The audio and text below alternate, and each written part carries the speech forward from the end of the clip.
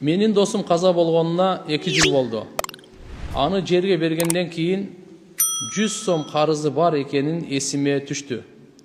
Жана мен аны кечтим деп ниет кылдым. Кабыл болобу? Жана бул үчүн кабырда азапталбайбы? Аллаху акбар.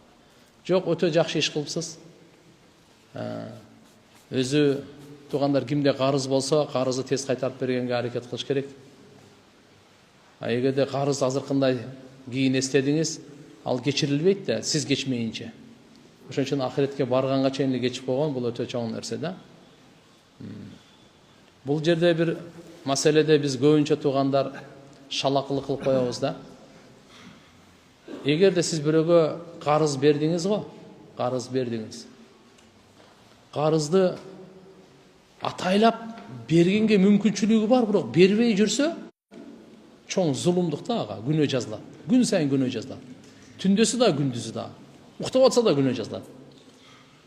Эгерде чындап эле бере албай калган болсо, банкрот болуп калды, кыйналып калды.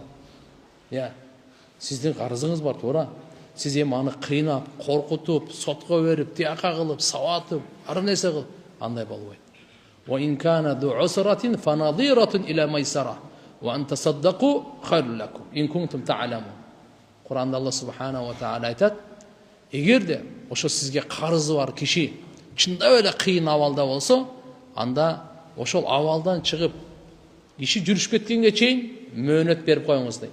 Фанадиратун иля майсара. Анда мөөнөт берип коюш керек экен да.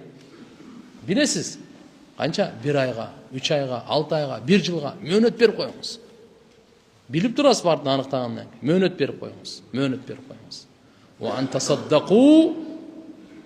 Эгерде силер кечирип кое турган болсоңор, ошону садака кылып берсеңер, сабабы болсун деп, анда khairul lakum силер үчүн өтө жакшы болмок. In kuntum ta'lamun. Эгерде билсеңер, бул силер үчүн өтө жакшы болмок дейт. Кечирип бере турган болсоңор дейт. Алла Таала бизди мындай мөөнөт бергенге же кечирип бергенге чакырып атат да. Чакырып атат. Хадистерде келет, пайгамбар саллаллаху алейхи ва саллям айтат: кимде ким бирөө сизге карыз болсо, кыйналган абалда болсо, мөөнөт берип кое турган болсоңузчу, кыямат күнү Алла субханаху ва тааля ошо мөөнөт бергениңиз үчүн мээриминин көлөкөсүнө алат дейт.